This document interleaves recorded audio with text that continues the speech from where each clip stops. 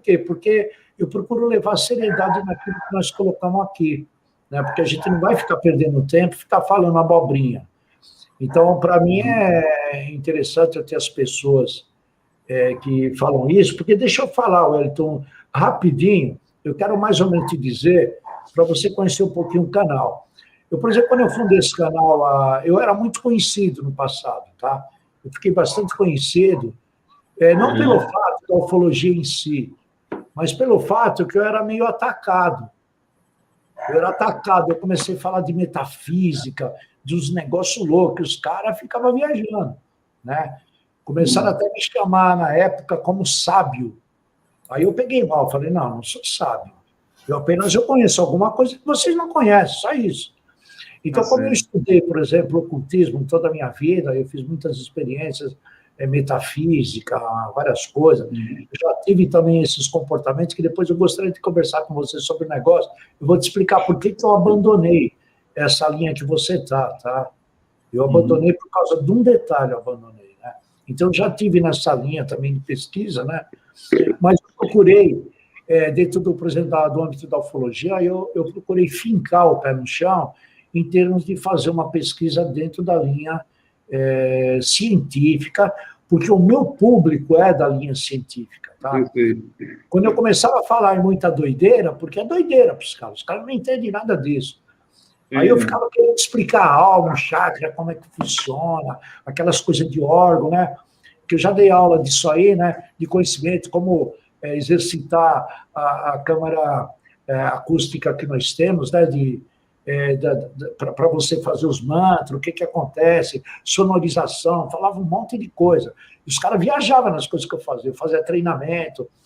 Então, quando eu montei meu canal, eu trouxe uma alinhada e eu ia fazer essa linha. Eu não estava querendo fazer ufologia, eu estava querendo falar de mistério.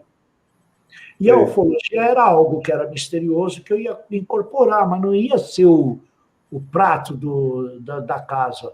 Só que as pessoas que vieram comigo, começaram a me acompanhar, começaram a me perturbar para eu fazer ufologia. Aí, por causa deles, eu acabei entrando em ufologia mesmo. Apesar que eu sou estudioso de ufologia, né? Tá? Então, eu acabei elevando mais essa linha científica, dando prioridade a ela, por causa do pessoal que me acompanha. E o que aconteceu? Aí eu mudei radicalmente, a minha forma de ser. Porque enquanto eu era convidado, os caras mandavam eu falar, eu ficava 2 horas falando, 2 horas, 3 horas falando.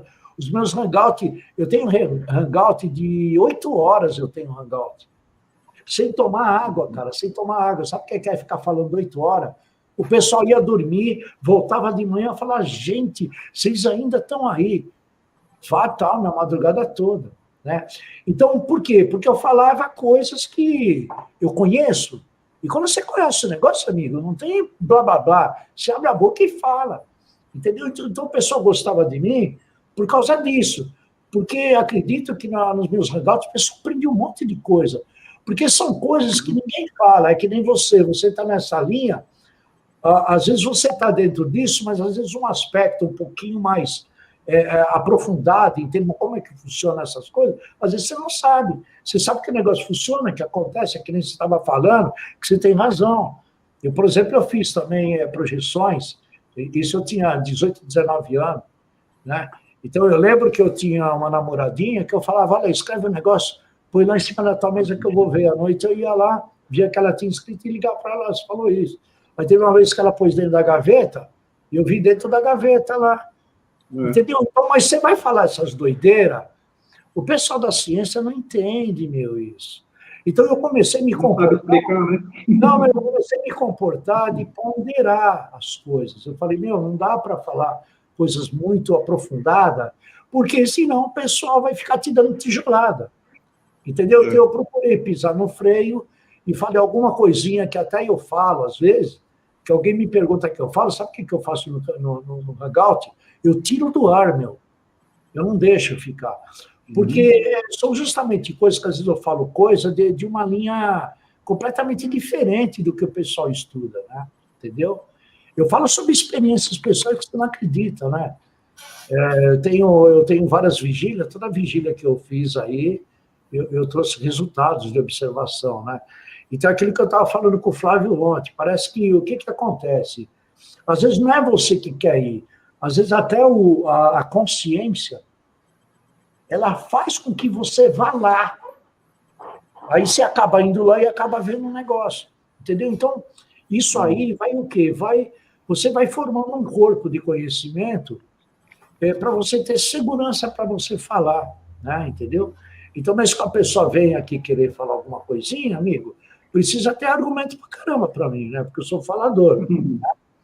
Sou falador. Então, eu até, em vista de você, eu queria uma hora conversar com você sobre outros assuntos, que eu queria te falar que eu já tive nessa linha coisa de 8, 10 anos atrás, e eu abandonei isso aí, tá? Eu abandonei. E às esse eu me arrependo de ter abandonado. Então, eu acho que é muito bacana, por exemplo, se a gente levar nessa linha, por exemplo, sobre esse tipo que você falou, que você tem contatos multidimensionais, né? E foi uma coisa que, quando eu comecei a ufologia, era coisas que eu comecei a trazer em termos de mostrar para o pessoal que muitas coisas disso aí não é daqui. É que nem eu estava falando com o Flávio ontem. Não é daqui. Eu até mostrei um negócio para ele ontem, né, Flávio? É incrível aquilo que eu mostrei para ele, de um objeto que eu vi aí, fez um ano. Foi 16 de março passado, fez um ano. Nossa, um negócio que parece que quando eu vou, os caras fazem alguma coisa para mostrar para mim e fazer eu ficar quebrando a cabeça, né? Entendeu? Então parece que eles brincam com a nossa imaginação, com a nossa inteligência, a nossa capacidade de raciocínio, com o nosso senso analítico, com o nosso senso criativo, né? Entendeu? E isso é legal, porque você vai aprendendo, você vai abrindo a sua consciência, é que eu digo, né? O cérebro, ele é uma flor, né? Então, se você consegue abrir, expandir, você consegue ver tanta coisa, né? E às vezes as pessoas não sabem disso, né? E eu acho legal.